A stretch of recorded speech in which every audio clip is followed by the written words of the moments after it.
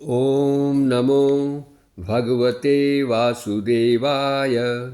ॐ कृष्णाय नमः। हरे कृष्ण साथियों, आज हम चर्चा कर रहे हैं भगवद गीता अध्याय 2 श्लोक 72 की 72 की। यह अध्याय 2 का अंतिम श्लोक है और इसमें भगवान अर्जुन को मानव जीवन का मूल उद्देश्य बता रहे हैं। आइए सुनते हैं यह श्लोक। ऐसा ब्राह्मी स्थितिः पार्थ नैनां प्राप्य विमुह्यति स्थित्वा स्यामन्तकालेऽपि ब्रह्मनिर्वाण मिर्छति।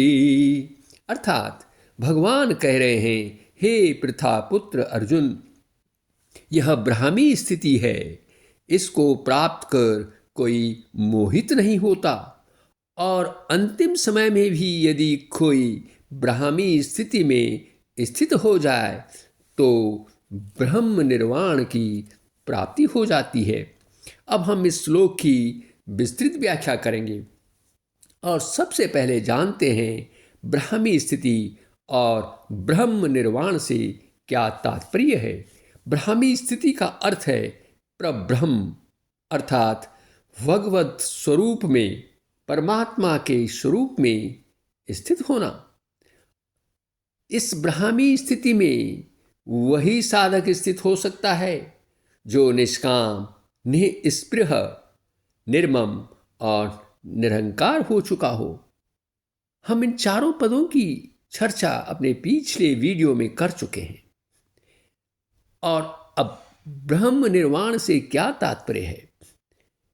इसका अर्थ है परम मोक्ष, जन्म मृत्यु के बंधन से मुक्ति, अर्थात भगवद धाम को प्राप्त हो जाना। भगवान का यह उपदेश अर्जुन का कल्याण करने वाला है और साथ ही हम जैसे साधारण पुरुषों का भी। लेकिन कल्याण तो तभी होगा जब हम ब्राह्मी स्थिति यानी परब्रह्म के स्वरूप में स्थित हो पाएंगे। अर्जुन तो पहले भी स्वर्गलोक में इंद्र से मिल चुके हैं, अतः उन्हें स्वर्गलोक की तो कोई चाह नहीं होगी, क्योंकि स्वर्गलोक की प्राप्ति से मोक्ष की प्राप्ति नहीं होती, जन्म मृत्यु का बंधन नहीं कटता। स्वर्गलोक से पुनः इस मर्त्य लोक में आना पड़ता है। लेकिन भगवान चाहते हैं कि अर्जुन को ब्रह्म निर्वाण अर्थात मोक्ष की प्राप्ति हो, जिससे वह भगवत धाम को जा सके और इस जीवन मृत्यु के बंधन से उसका छुटकारा हो सके। इस तरह भगवान द्वारा बताए गए इस दिव्य मार्ग पर चलकर कोई भी साधारण व्यक्ति अपना कल्याण कर सकता है और जीवन मृत्यु के बंधन से मुक्त हो सकता है। भगवान कह रहे हैं कि जब कोई साधक एक बार इस ब्राह्मी स्थिति में स्थित हो जाता है तो वह फिर मोह को प्राप्त नहीं होता, क्योंकि उसे अपने स्वरूप का ज्ञान हो जाता है कि वह शरीर नहीं बल्कि आत्मा है। इससे वह ममता रहित और अहंकार रहित हो जाता है और ऐसी स्थिति में उसके समस्त मोह स्वतः ही समाप्त हो जाते हैं। अब प्रश्न ये है कि मनुष्य कितने समय के बाद इस ब्राह्मी स्थिति में स्थित हो पाएगा? साथियों, इसके लिए कोई समय सीमा नहीं है। इसमें लाखों जन्म भी लग सकते हैं और हो सकता है कोई मनुष्य इस स्थिति को एक क्षण में ही प्राप्त कर ले।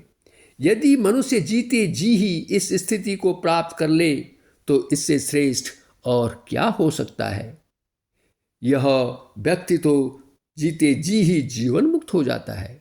लेकिन यदि अंत समय में भी कोई इस स्थिति में आ जाता है, अंत समय मीन्स अपने जीवन के अंतिम क्षणों में भी इस स्थिति में कोई आ जाता है, इस स्थिति को प्राप्त कर लेता है, लेकिन यह स्थिति उसे तभी प्राप्त होती है जब उसने जो अपने पूर्व जन्मों में शुभ कर्म किए होंगे, या फिर उस पर परमात्मा की विशेष कृपा हो जाए, जिसके बल पर वह अंतिम समय में भी मरने से कुछ क्षण पहले आसक्ति, अहंकार, ममता, कामना और स्पृहा रहित हो जाएगा और अचल भाव से परमात्मा में स्थित हो जाएगा। ब्रह्म निर्माण अर्थात भगवत धाम को प्राप्त हो जाएगा। लेकिन ये कैसे होगा? ये हर व्यक्ति के साथ ऐसी स्थिति नहीं होती है, लेकिन शास्त्रों में उल्लेख है साथियों कि खटवांग महाराज को भी जीवन के अंतिम समय में, अंतिम क्षण में मोक्ष प्राप्त हुआ था, क्योंकि उन्होंने अपने अंतिम समय में विरक्त होकर अपना सर्वस्व भगवान को समर्पित कर दिया था। साथियों, इससे हमें यह नहीं मान लेना चाहिए कि हम भी अंत समय में मरने से कुछ क्षण पूर्व भगवान का स्मरण कर लेंगे और मोक्ष के अधिकारी बन जाएंगे। हमें यहाँ यह याद रखना होगा कि हमने जीवन भर कभी भगवान का चिंतन भी किया है या नहीं, और अगर किया है तो क्या उसमें हमारी निरंतरता बनी रही या नहीं बनी रही। जैसे हमारा चिंतन होगा साथियों, वही हमें अंत समय में याद आएगा। इसीलिए भगवान के चिंतन का निरंतर अभ्यास रखना चाहिए, जिससे कि अंतिम समय में भी हमारा ध्यान भगवान के चरणों में लग सके। आपने देखा होगा कि कुछ लोग इसी कारण से, इसी उद्देश्य को ध्यान में रख करके अपने प्रियजनों के मरण काल में भगवद गीता या भागवतम का पाठ करते हैं। उनके ध्यान में रहता है किसी न किसी तरह उनका यह प्रियजन जो परलोक को गमन करने वाला है, उसका ध्यान भगवान की तरफ आकर्षित हो सके।